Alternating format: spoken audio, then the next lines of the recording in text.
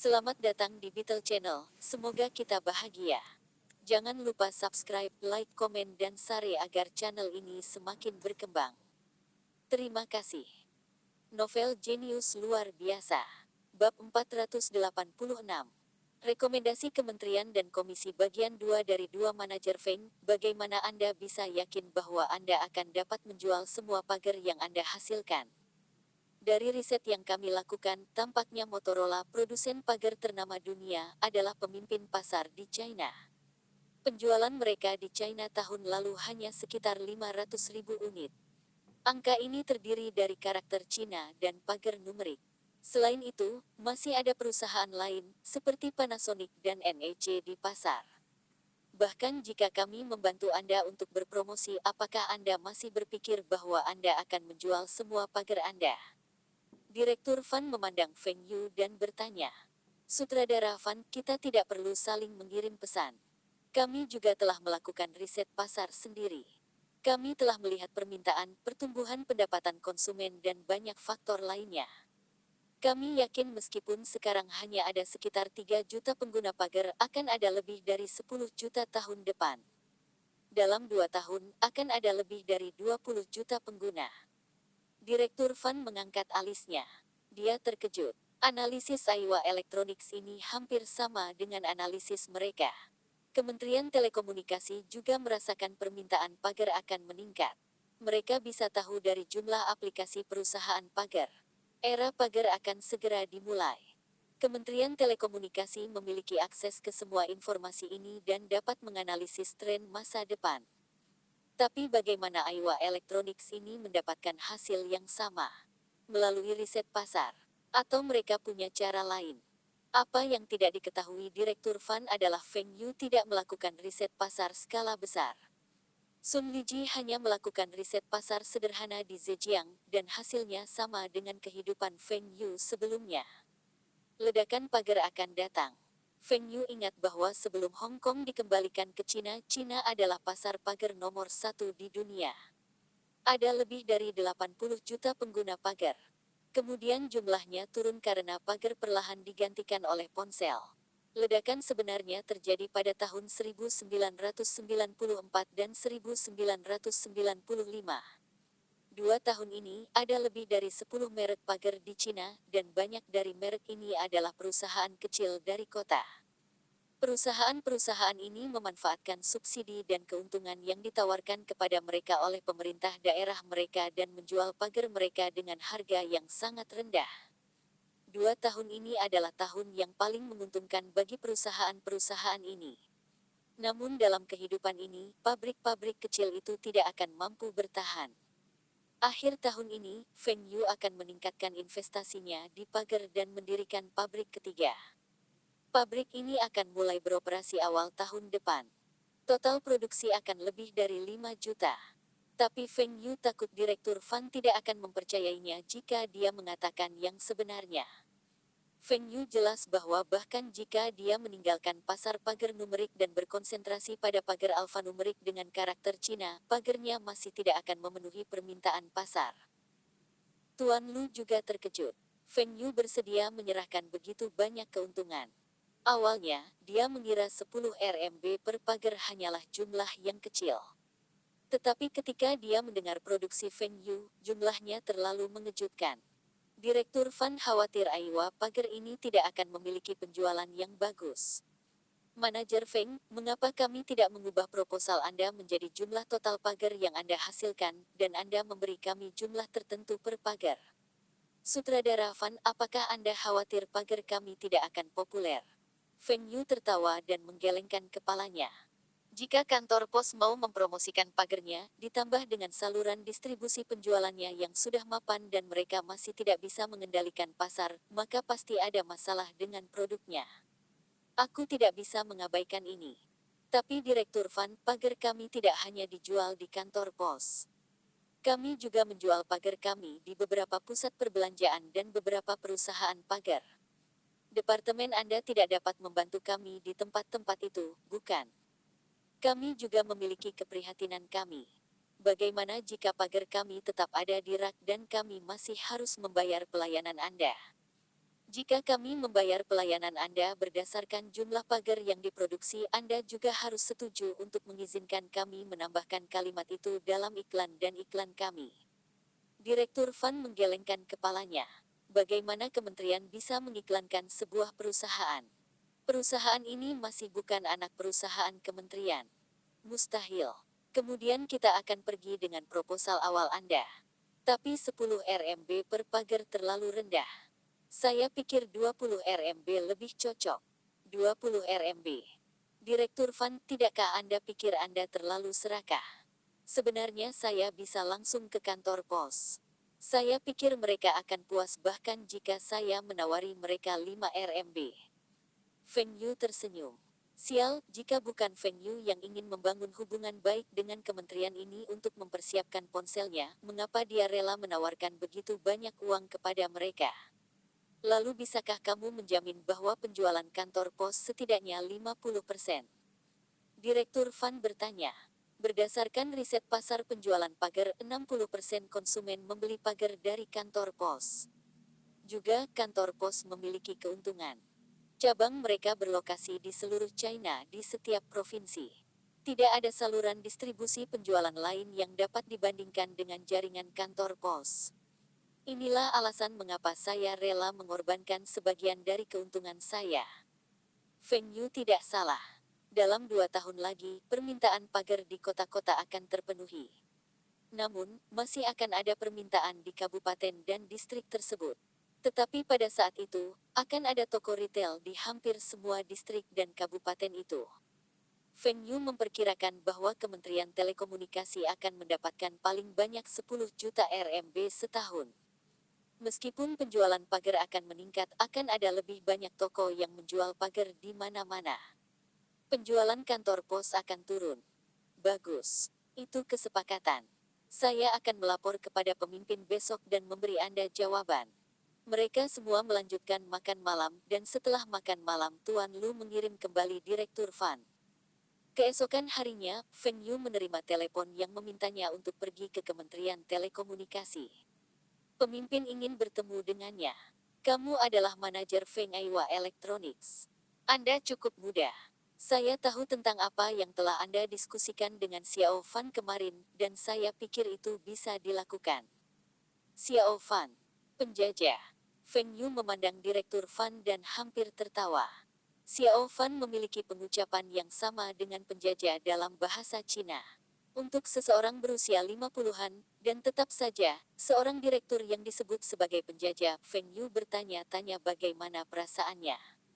Mungkin proposal Feng Yu terlalu menarik bagi kementerian atau Direktur Fan telah memberikan banyak kata-kata baik untuknya. Seluruh negosiasi berjalan lancar. Pemimpin tidak mempersulit Feng Yu, dan hampir semua persyaratan kerja sama ini tetap sama kecuali durasinya. Kedua belah pihak memiliki pandangan yang berbeda mengenai lamanya kerjasama ini. Feng Yu menyarankan 3 tahun dan kementerian menginginkan setidaknya 10 tahun. 10 tahun. Pagar akan tidak ada lagi dalam 10 tahun. Feng Yu hanya berencana membuat pagar selama 5 tahun. Setelah 5 tahun, jumlah pengguna pagar baru akan turun drastis dan ponsel akan menggantikan pagar. Pada akhirnya, kedua belah pihak mundur selangkah dan menyepakati durasi 6 tahun. Meskipun Feng Yu terpaksa menandatangani kontrak 6 tahun, dia tidak menyesali keputusannya. Jumlah ini tidak seberapa jika ia mampu membuat saluran penjualan baru dan meningkatkan kesadaran mereknya. Selanjutnya, hubungannya dengan kementerian ini akan lebih baik. Kesepakatan itu sederhana. Kedua belah pihak akan mencatat angka penjualan dan akan menghitung statistik setiap bulan, dan Aiwa Electronics akan membayar kementerian.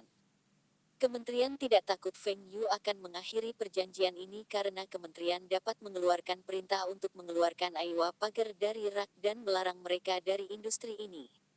Feng Yu tidak akan membatalkan perjanjian ini sendiri. Jumlah ini tidak seberapa dibandingkan dengan keuntungan besar dari pagar ini. Apalagi jika ada perubahan kebijakan telekomunikasi, dia yang pertama tahu. Kementerian bahkan akan memberikan perlakuan khusus kepada Aiwa Electronics. Tidak ada ruginya. Dengan persetujuan, Feng Yu pergi dengan senyum lebar di wajahnya. Mari kita lihat siapa yang bisa menghentikan Aiwa pagar tumbuh besar. Bab 487. Peningkatan penjualan yang tiba-tiba sehari kemudian, semua distributor melihat ada peningkatan pesanan dari kantor pos. Mereka bingung dengan peningkatan yang tiba-tiba.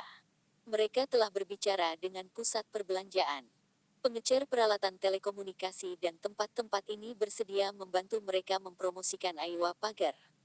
Tetapi kantor pos adalah unit khusus dan tidak mudah bagi para distributor untuk mendapatkan dukungan mereka. Tapi mengapa pesanan kantor pos tiba-tiba meningkat? Distributor menerima pemberitahuan dari Taihua Trading menginformasikan bahwa mereka telah menandatangani kontrak dengan atasan dan kantor pos akan mempromosikan Aiwa Pagar. Taihua Trading telah membayar harga yang mahal untuk kontrak ini. Biaya kontrak ini hampir lebih dari 10 juta RMB setahun. Ini lebih dari biaya iklan di CCTV. Ini dianggap sebagai harga yang berat untuk dibayar. Namun seiring dengan peningkatan penjualan, keuntungan juga meningkat. 10 juta RMB tidak seberapa dibandingkan dengan keuntungannya. Kantor pos adalah jaringan terluas di China yang mencakup seluruh China. Setelah menerima perintah dari atasan mereka, semua kantor pos mulai mendorong Aiwa Pagar. Tidak hanya petugas loket di kantor pos yang merekomendasikan Aiwa Pagar. Poster juga ditempatkan di luar kantor pos. Sebelum ini, kantor pos merekomendasikan pagar kepada pelanggan mereka berdasarkan harga. Semakin tinggi harga jual pagar, semakin tinggi keuntungan mereka. Keuntungan ini adalah keuntungan kantor pos dan tidak ada hubungannya dengan Kementerian Telekomunikasi. Aiwa Pagar akan memberikan bagian dari keuntungan mereka kepada Kementerian Telekomunikasi. Memo Kementerian Telekomunikasi kepada semua kantor pos telah menyatakan dengan jelas bahwa Aiwa Pagar dikembangkan dan diproduksi di Cina. Pagar ini adalah kebanggaan China, dan mereka harus memberikan dukungan penuh mereka. Ini adalah instruksi dari kementerian, dan bagaimana mungkin semua kantor pos itu menentang instruksi ini? Kantor pos adalah pengecer pagar terbesar di China. Karena itu, semua kantor pos mengikuti instruksi dari atasan dan secara proaktif mempromosikan Aiwa Pagar. Lagi pula iklan pagar ini ditayangkan di CCTV dan banyak konsumen tahu tentang ini. Karena konsumen telah mendengar tentang merek Aiwa, mudah bagi kantor pos untuk mempromosikan pagar ini. Sejak hari itu, semua staf loket di kantor pos merekomendasikan Aiwa Pagar kepada setiap pelanggan yang masuk. Karena itu, penjualan Aiwa Pagar tiba-tiba melonjak. Panasonic dan NEC masih berjuang untuk bertahan di pasar pagar China. Bahkan tanpa pagar Cina alfanumerik, mereka masih memiliki pagar numerik. Meskipun keuntungan untuk pagar numerik lebih rendah, itu lebih baik daripada tidak sama sekali. Namun, pagar numerik mereka juga tidak terjual dengan baik dan segera, mereka merasa sulit untuk bertahan hidup. Tampaknya penjualan mereka turun dalam semalam. Tidak ada yang membeli pagar mereka terlepas dari apakah itu pagar alfanumerik atau numerik. Dari analisis pasar mereka, jumlah pengguna pagar meningkat, tetapi mengapa penjualan pagar mereka turun? Baik Panasonic dan NEC mulai menyelidiki hal ini dan menemukan bahwa Aiwa Pagar lah yang mengambil pangsa pasar mereka. Sebuah perusahaan pagar karakter Cina telah mengalahkan mereka dengan satu model pagar. Kini, Panasonic dan NEC punya dua pilihan. Salah satunya adalah terus berjuang bahkan ketika mereka merugi dan memikirkan cara untuk meningkatkan penjualan mereka. Yang lainnya adalah menarik diri dari pasar Cina untuk menghentikan kerugian mereka. Kedua perusahaan telah memilih dua strategi yang berbeda. NEC memutuskan untuk meninggalkan pasar Cina, dan Panasonic memutuskan untuk tetap tinggal karena mereka masih memiliki produk lain seperti pemutar TV dan kaset video, dan mereka masih dapat menggunakan merek mereka untuk menjual pagar mereka. Panasonic khawatir jika mereka meninggalkan pasar pagar, produk mereka yang lain juga akan terpengaruh dan harus menarik diri dari China. Keputusan NEC untuk meninggalkan pasar Cina telah menarik perhatian Motorola. Motorola juga menemukan bahwa jumlah pengguna pagar meningkat lebih cepat dari bulan lalu, tetapi penjualan mereka tidak meningkat. Penjualan pagar karakter Cina mereka bahkan menurun. Ini jauh dari norma. Ada satu pesaing yang berkurang, dan dengan reputasi Motorola, merek dan pangsa pasar, sebagian besar pengguna pagar baru harus memilih produk mereka. mengapa penjualan mereka tidak meningkat? Panasonic juga tidak memperkenalkan produk baru, bahkan tidak melakukan kampanye pemasaran. Siapa yang mengambil semua pangsa pasar? Pada akhirnya, Motorola memilih merek pagar baru Aiwa Pagers yang mengambil semua pangsa pasar. Sebuah perusahaan yang memproduksi pagar karakter Cina. Harga eceran lebih murah daripada pagar karakter Cina termurah mereka dengan beberapa ratus RMB. Beberapa ratus RMB sangat banyak untuk orang Cina di era ini. Ini terutama ketika pagar Motorola memiliki fitur yang mirip dengan Aiwa Pagar dan tidak ada banyak perbedaan bagi konsumen. Konsumen tidak punya alasan untuk membeli pagar yang lebih mahal. Jika Motorola bukan merek pagar pertama yang memasuki pasar Cina dan telah membangun merek mereka, penjualan mereka akan terpengaruh lebih jauh. Tetapi Motorola tahu bahwa Aiwa Pagar tidak memiliki produksi yang tinggi dan mereka tidak khawatir bahwa Aiwa Pagar akan mempengaruhi pangsa pasar mereka. Feng Yu sedang mendengarkan laporan Wu Zigang. Semua distributor meningkatkan pesanan mereka, dan Feng Yu mengangguk puas. Dengan saluran penjualan kantor pos, hasilnya berbeda. Dalam waktu sekitar seminggu, hasilnya akan terlihat dan dalam sebulan Aiwa Pagar akan menjadi merek nomor 2 di pasar pagar China. Target Feng Yu adalah menjadi pagar nomor 1 China pada akhir tahun depan. Dia ingin mengalahkan Motorola. Feng Yu tidak membangun istana di udara. Dalam kehidupan sebelumnya, banyak merek pagar Cina akan muncul awal tahun depan. Meskipun merek-merek ini tidak laku, mereka juga menguasai setengah dari pangsa pasar.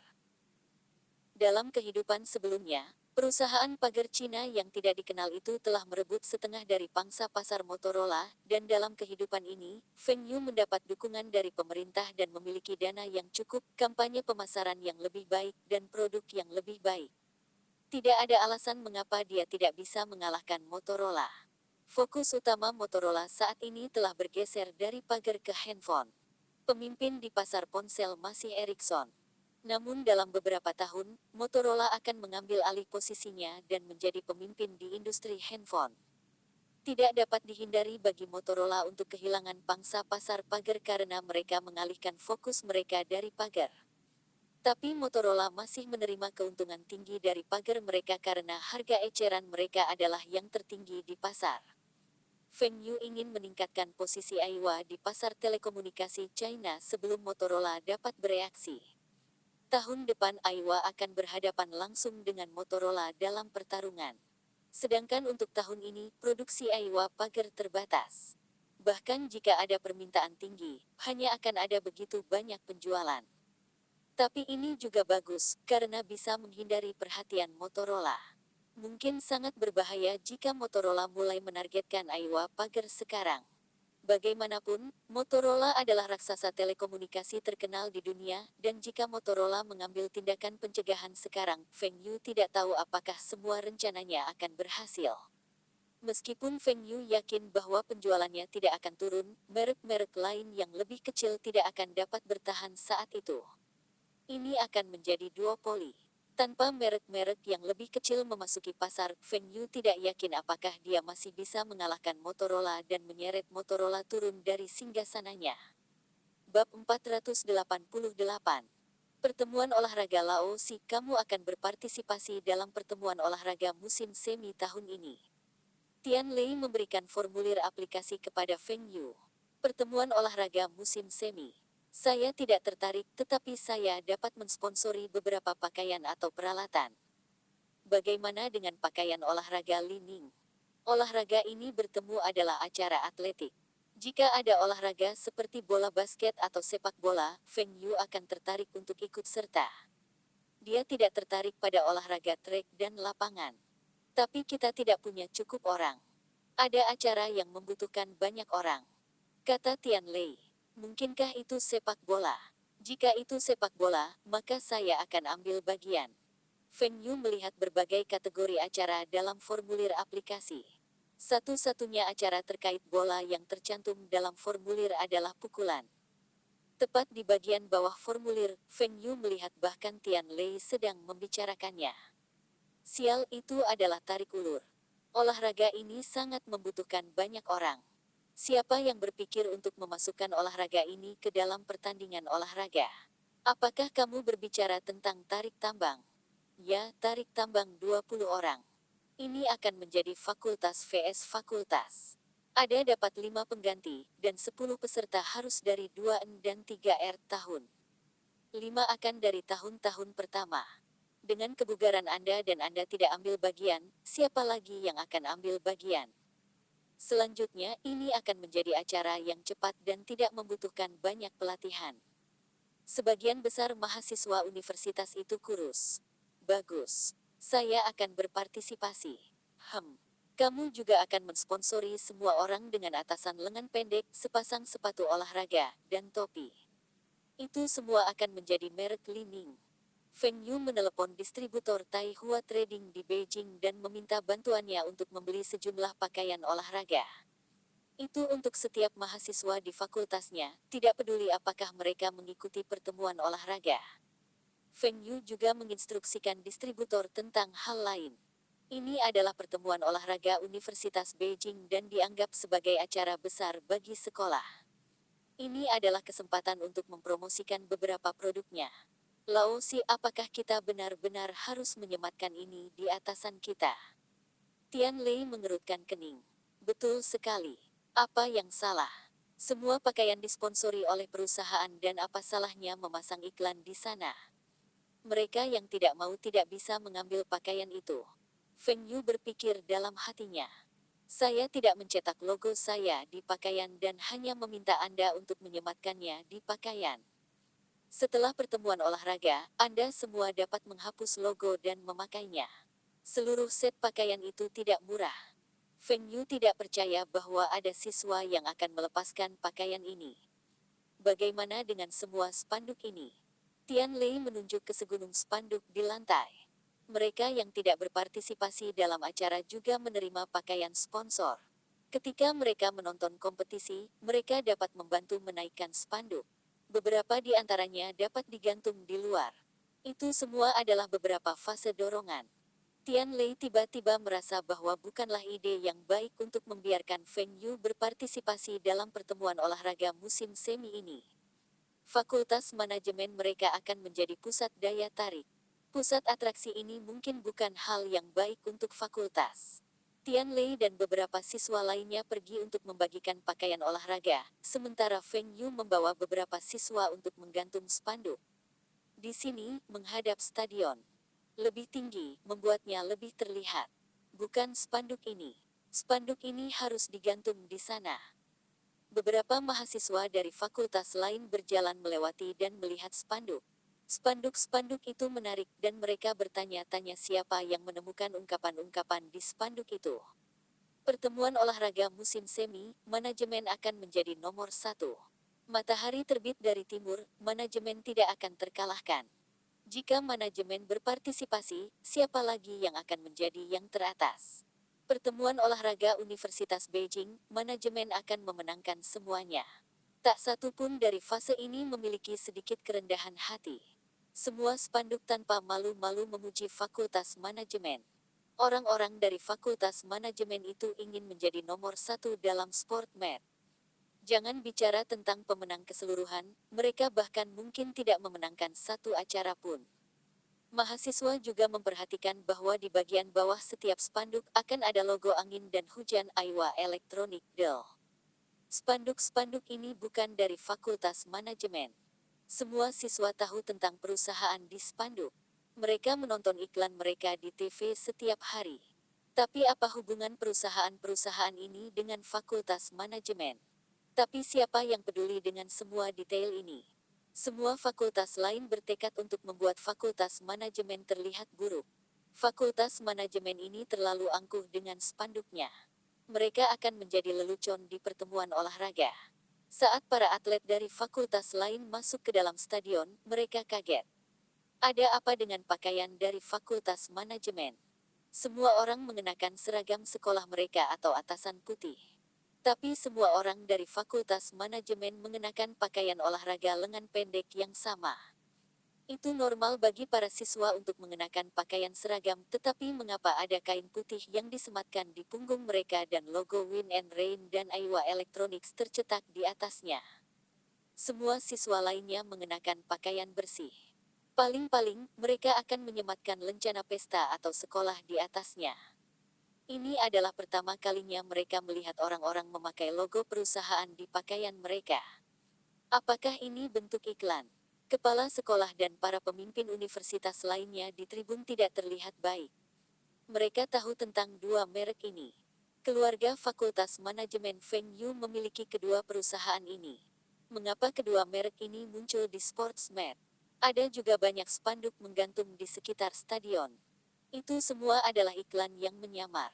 Itu seperti iklan Coca-Cola yang muncul di pertandingan Olimpiade. Ini adalah pertemuan sekolah dan mengapa ini terasa seperti acara komersial. Setelah upacara pembukaan, semua pemimpin pergi dengan wajah hitam. Ketika mereka pergi, mereka melihat Fakultas Manajemen mengangkat spanduk lain. Sepanjang sore, Fakultas Manajemen bahkan tidak menang satu kali pun. Mereka bahkan tidak lolos ke final beberapa acara. Meskipun ini hanya pertemuan olahraga Universitas Beijing, semua siswa sangat kompetitif. Semua mahasiswa dari fakultas lain tak henti-hentinya mengolok-olok mahasiswa manajemen.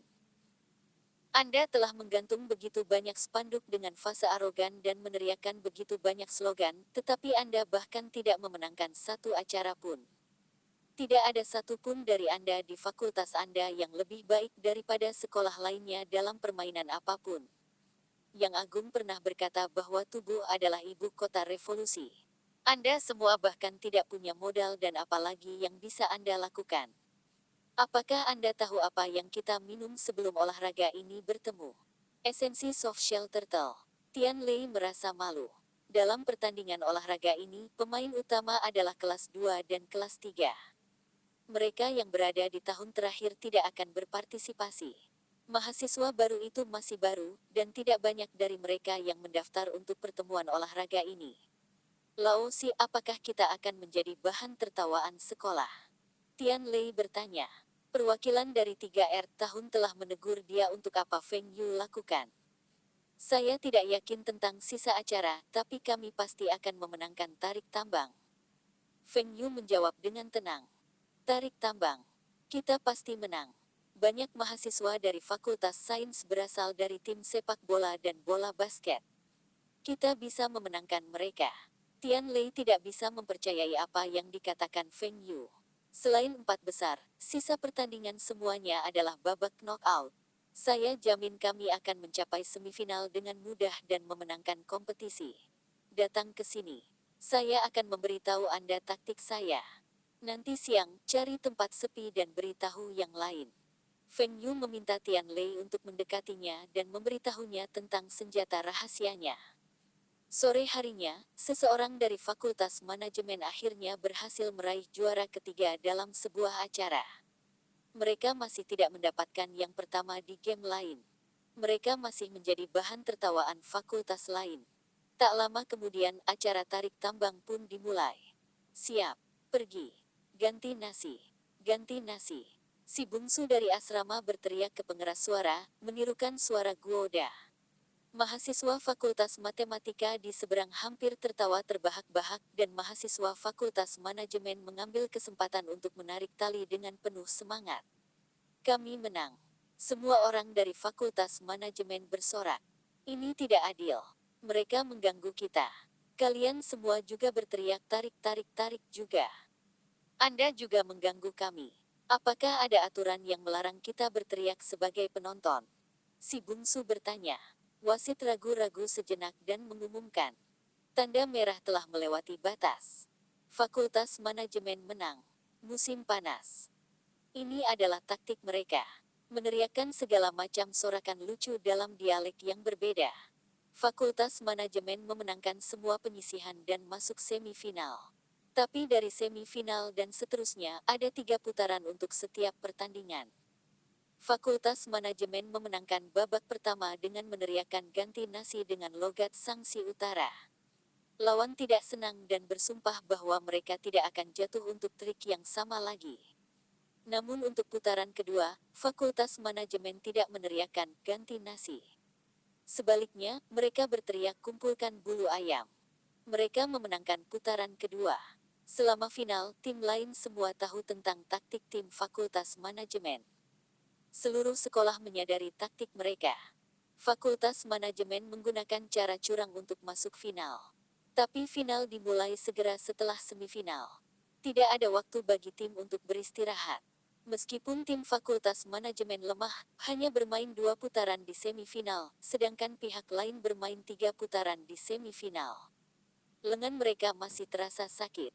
Kali ini, tim Fakultas Manajemen tidak menggunakan taktik apapun. Mereka menggunakan kekuatan mereka sendiri dan memenangkan 2 ronde berikutnya dan menjadi juara. Tim lawan tidak senang. Jika tim manajemen tidak menggunakan cara curang, mereka juga akan lelah dan hasil akhirnya tidak akan sama. Sekarang kalian semua harus tahu mengapa kami menggantung spanduk itu. Kami fokus pada semangat tim. Kami menekankan kerja tim. Kerja tim kami adalah nomor 1. Beberapa mahasiswa manajemen berteriak, apa gunanya meminum sari kura-kura? Ini adalah kekuatan kita yang sebenarnya. Tentu saja, ada lebih banyak siswa yang seperti Tian Lei dan yang lainnya. Mereka menundukkan kepala dan meninggalkan stadion dengan tenang. Mereka telah memenangkan tarik ulur melalui metode curang. Meskipun Feng Yu mengklaim bahwa ini adalah strategi dan telah memberitahu mereka sebelumnya, mereka masih merasa malu pada diri mereka sendiri. Tian Lei paling menyesal. Di masa depan, dia tidak akan meminta Feng Yu untuk berpartisipasi dalam acara semacam itu. Feng Yu harus dilarang ikut serta dalam acara ini.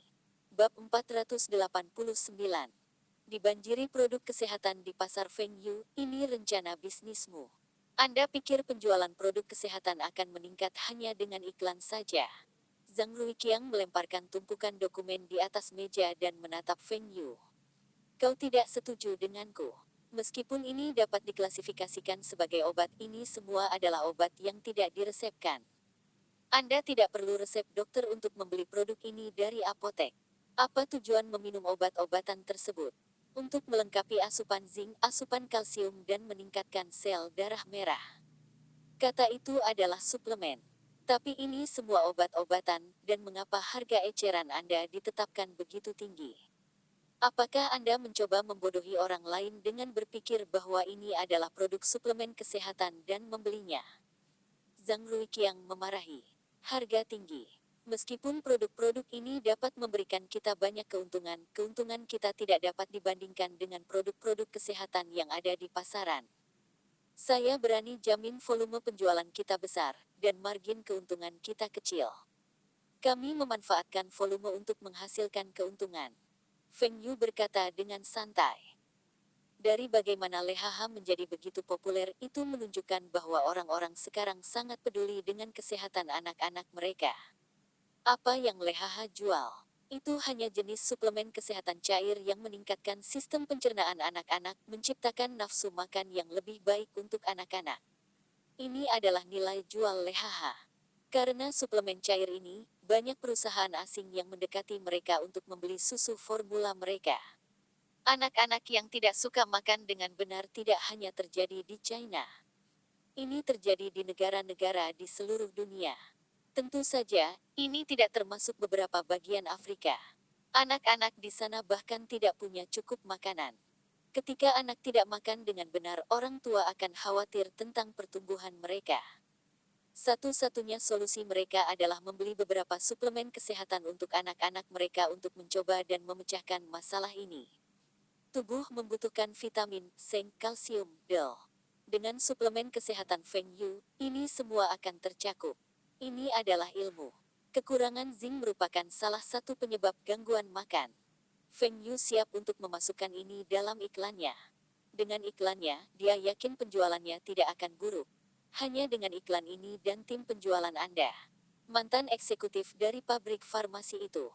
Zhang Ruiqiang tidak bisa menerima rencana bisnis Feng Yu.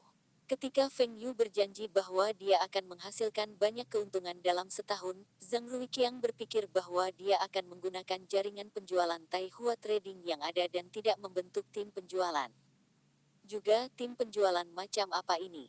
Ini semua adalah mantan eksekutif dari pabrik farmasi. Mereka tidak melakukan banyak hal selama bertahun-tahun. Mereka hanya ingin bermalas-malasan dan menikmati keuntungan yang diberikan oleh pemerintah. Zhang Ruiqiang muak menghadapi mereka. Hanya ini. Saya berjanji bahwa Anda akan terkejut dengan hasilnya. Pada tanggal 1 Mei, Feng Yu mengubah iklan di CCTV untuk produk Bing Kota Farmasi Enterprise. Dia mendapatkan seorang ibu dan anak untuk membintangi iklan zinc gluconat dan kalsium gluconat, seorang wanita untuk membintangi iklan suplemen sel darah merah dan pria dan wanita tua untuk bertindak dalam iklan tablet kalsium dan vitamin. Iklan-iklan ini menyampaikan pesan tentang penggunaan luas obat-obatan ini. Pada saat yang sama, mempromosikan Bing City Pharmaceutical Enterprise sebagai perusahaan farmasi yang tepat. Ini bukan obat ajaib palsu. Kebetulan ada produk kesehatan ajaib lainnya yang muncul di pasaran. Bahan-bahan produk ini diklaim telah menggunakan ekstrak dari kura-kura cangkang lunak Cina dan beberapa ramuan tradisional Cina. Efek dari produk ini adalah meningkatkan kemampuan mental, vitalitas, dan umur panjang. Siapa orang yang mengendorse produk ini? Pelatih Bu. Obat ajaib ini disebut esensi kura-kura Cina. Ini adalah minuman yang diminum oleh mahasiswa dari fakultas lain sebelum pertandingan olahraga. Feng Yu juga tidak tahu bahwa esensi kura-kura Cina telah membeli slot iklan di CCTV. Tidak heran pelatih Ma muncul di CCTV selama lelang slot iklan. Tapi obat ini sangat populer di kehidupan Feng Yu sebelumnya. Ini karena pelatih Ma. Pelatih Ma telah mengklaim bahwa semua muridnya dapat memenangkan begitu banyak medali karena obat ajaib ini. Tentara keluarga Ma telah muncul di hampir semua kompetisi besar, seperti Asian Games, Olimpiade, dan telah memenangkan banyak medali dan memecahkan banyak rekor dunia untuk China. Tahun ini, tentara keluarga Ma berada di puncaknya, dan banyak pelatih dari negara lain datang untuk belajar dari pelatih Ma. Dengan pelatih Ma sebagai juru bicara untuk produk ini terbang dari rak. Terlepas dari tua dan muda, pria dan wanita, mereka semua ingin hidup lebih lama. Hanya titik penjualan ini yang membuat esensi kura-kura Cina ini menjadi sangat populer. Esensi penyu Cina ini juga telah membeli puluhan pabrik kecil dalam sebulan untuk meningkatkan produksinya. Meskipun demikian, mereka masih tidak dapat memenuhi permintaan. Alasan lain untuk popularitasnya adalah pesan iklan mereka. Kami tidak menerima hadiah tahun ini, satu-satunya hadiah yang kami terima adalah Chinese Turtle Essence. Feng Yu tahu bahwa ramuan esensi penyu Cina ini bukan dari kura-kura cangkang lunak. Disertifikasi bahwa produk ini hanya air dengan pemanis. Di masa depan ada pepatah di Cina. Kura-kura dapat memberi makan pabrik. Juga, pelatih Ma ini juga punya cara untuk menghasilkan uang. Dia menjual formula obat yang ditemukan oleh dokter timnya ke Le Baisi dengan harga 10 juta RMB dan memperkenalkan produk baru yang disebut energi kehidupan. Ditemukan bahwa bahan utama untuk produk ini hanya vitamin dan asam amino. Biaya energi kehidupan ini tidak lebih dari 10 RMB dan berapa harga ecerannya? Lebih dari 100 RMB per kotak. Tentu saja, esensi penyu Cina lebih konyol. Harganya kurang dari 1 RMB dan juga dijual dengan harga lebih dari 100 RMB per kotak. Le Baisi memiliki tim penjualan yang kuat dan meskipun tim penjualan energi kehidupan tidak menjual sebaik esensi penyu Cina, namun itu masih menjadi produk kesehatan terlaris nomor 2 di pasar. Feng Yu segera menambahkan kalimat di akhir semua iklan perusahaan farmasi kota Bingnya. Obat aman, dibuat dengan hati nurani. Kalimat ini mungkin tidak berguna saat ini karena tidak banyak obat palsu di pasaran. Atau haruskah sudah banyak beredar obat palsu di pasaran tetapi tidak ditemukan oleh pihak berwajib? Semua konsumen tidak menyadarinya. Dengan iklan di CCTV, Bing City Pharmaceutical Enterprise diperkenalkan kepada pemirsa di seluruh China. Namun penjualannya tidak sebaik produk kesehatan tersebut. Produk Anda hanya dapat melengkapi tubuh dengan kalsium, zinc, Produk lainnya dapat merangsang potensi tubuh dan meningkatkan vitalitas. Kami akan membeli produk yang lebih baik itu meskipun harganya lebih mahal. Tonik harus lebih mahal. Pada zaman itu, orang Cina memiliki pepatah. Barang murah tidak bagus. Tetapi mereka tidak tahu bahwa meskipun produknya lebih mahal itu mungkin tidak bagus juga. Feng Yu sangat membenci mereka yang menjual produk kesehatan palsu jenis ini. Mereka menipu rekan senegaranya. Jika mereka kompeten, mereka harus menipu orang asing di negara lain. Jika mereka mampu melakukan itu, Feng Yu akan tetap memuji mereka. Tetapi para pedagang yang tidak bermoral ini tidak melakukan itu. Mereka hanya mengambil keuntungan dari Cina. Apakah Anda tidak mengiklankan produk Anda di CCTV, surat kabar, dan stasiun radio? Anda mempromosikan keajaiban produk kesehatan palsu Anda dan melebih-lebihkan manfaatnya.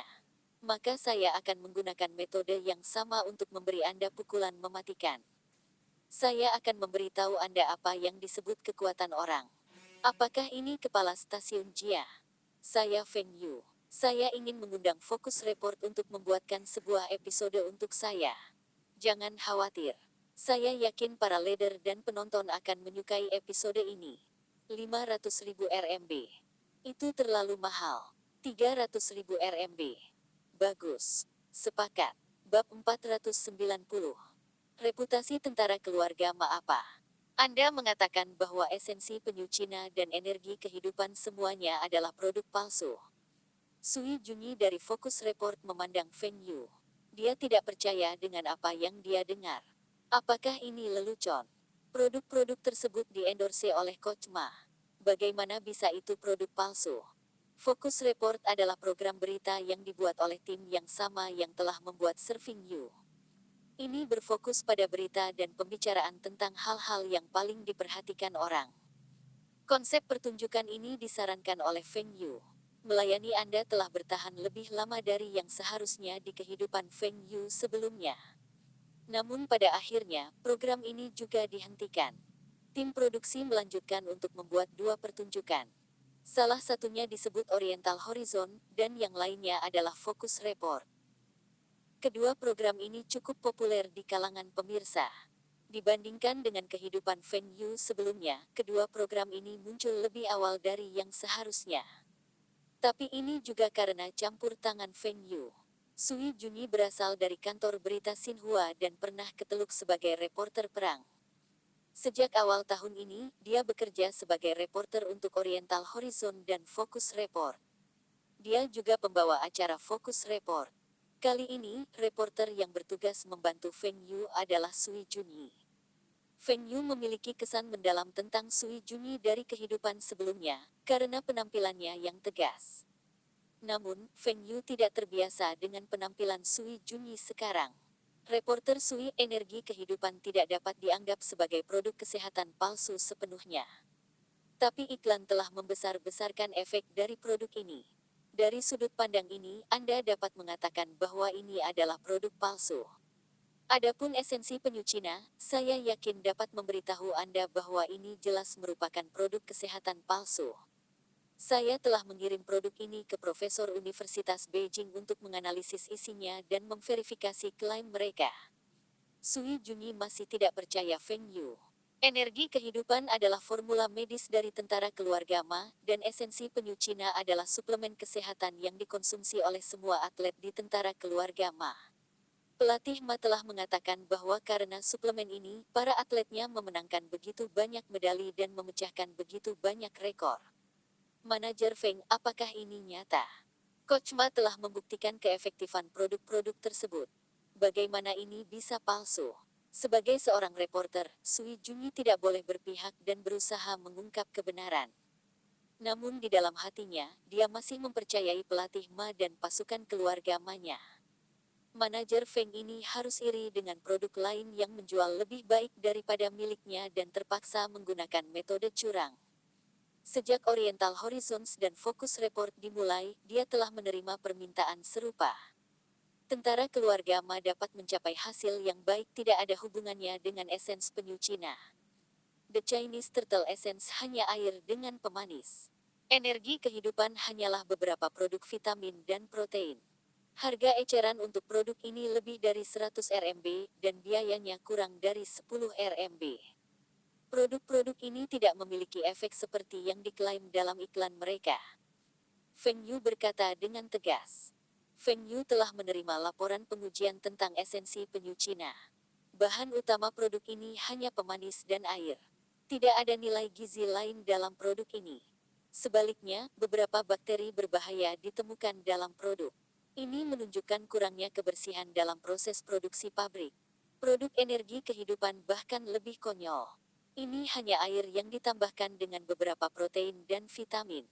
Itu hanya minuman biasa.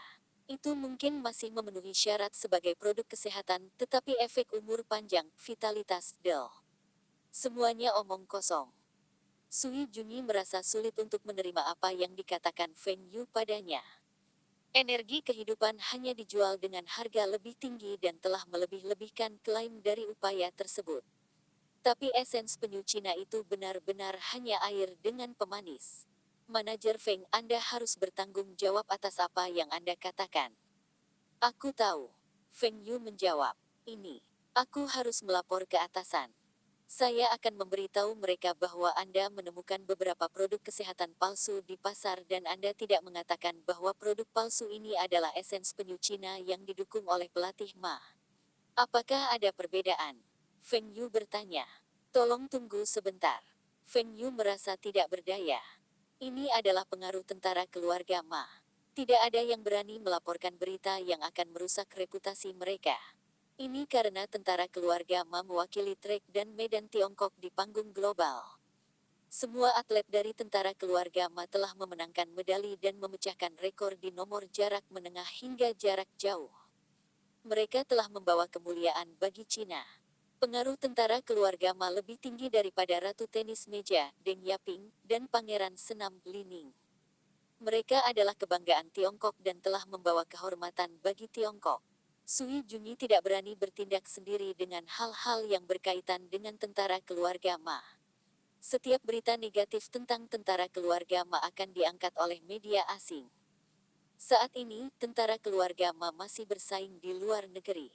Beberapa waktu lalu, mereka baru saja menjuarai beberapa event dan menjadi juara dunia. Tahun ini, mereka masih memiliki banyak kompetisi. Mereka tidak bisa membiarkan beberapa berita negatif mempengaruhi tentara keluarga Ma. Mereka masih harus merebut medali untuk China.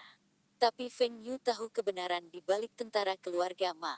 Tentara keluarga Ma bisa memenangkan begitu banyak medali karena narkoba. Tapi obat ini bukan esensi penyu Cina atau energi kehidupan. Mereka menggunakan obat peningkat kinerja ilegal. Mereka menggunakan stimulan paling canggih yang tidak dapat dideteksi saat ini. Ini ditemukan selama Olimpiade Sydney pada tahun 2000. Kemudian, beberapa anggota tentara keluarga Ma mengungkapkan bahwa pelatih Ma memaksa mereka untuk mengambil stimulan ini dan bahkan menyuntikkan obat-obatan ini kepada para atlet sendiri. Beberapa atlet telah menulis surat untuk melaporkan hal ini. Tentu saja, ini semua tidak diverifikasi. Bahkan sebelum Feng Yu kembali ke kehidupan ini, pelatih Ma masih hidup dengan baik dan ada desas-desus bahwa dia memiliki seekor Mastiff Tibet yang bernilai 40 juta RMB sebagai hewan peliharaan. Feng Yu menolak untuk mempercayai berita ini. Ia menilai semua atlet gagal tes doping karena terlalu keras berlatih dan menyebabkan ketidakseimbangan hormon. Mereka telah memenangkan medali karena kerja keras mereka dan bukan karena curang. Namun demikian, tentara keluarga Ma berada di puncak popularitas mereka. Mereka bahkan lebih populer daripada senam dan tenis meja karena tidak ada rekor dunia dalam senam dan tenis meja. Juga, pejabat tinggi China dijadwalkan bertemu dengan perwakilan tentara keluarga Ma. Semua atlet ini disebut sebagai tentara keluarga Ma, dan semua orang harus tahu siapa wakilnya. Jika pada saat ini, seseorang menyelidiki produk yang didukung pelatih Ma, pasti akan ada beberapa petinggi yang menghentikannya. Sui Junyi kembali dan memberitahu Feng Yu bahwa mereka tidak akan melakukan episode ini. Sponsor 300.000 RMB akan dikembalikan ke Feng Yu. Feng Yu marah. Bahkan jika tentara keluarga Ma memiliki hasil yang baik, itu tidak ada hubungannya dengan produk yang didukung oleh pelatih Ma. Produk memiliki masalah parah. Feng Yu ingin mengekspos produk-produk itu untuk menunjukkan bahwa produknya aman dan asli. Sekarang CCTV menolak untuk melaporkan ini pada program mereka, dan ini membuat Feng Yu kesal. Semakin Anda tidak mengizinkan saya untuk mengekspos, semakin banyak yang akan saya ungkapkan. Mengapa saya tidak bisa mengungkapkan pelatih Ma menjual produk kesehatan palsu? Saya tidak peduli apakah produk saya bisa laku atau tidak. Produk palsu yang berbahaya ini harus dikeluarkan dari rak. Saya tidak peduli jika Anda melakukan ini dengan sengaja. Ini adalah faktanya.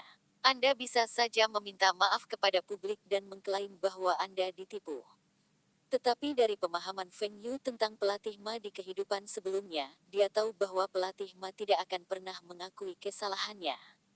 Dalam kehidupan Feng Yu sebelumnya, para atlet tentara keluarga Ma terpaksa mundur dari pertandingan Olimpiade karena insiden doping. Pelatih Ma tetap diam dan menolak untuk mengatakan sepatah kata pun. Jika tidak ada masalah dengan para atlet, mengapa mereka terpaksa mundur dari kompetisi? Anda dapat meminta tes kedua untuk membuktikan bahwa Anda tidak bersalah.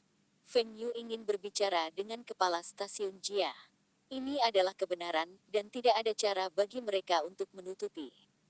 Bersambung, terima kasih telah menyaksikan dan mendukung channel ini.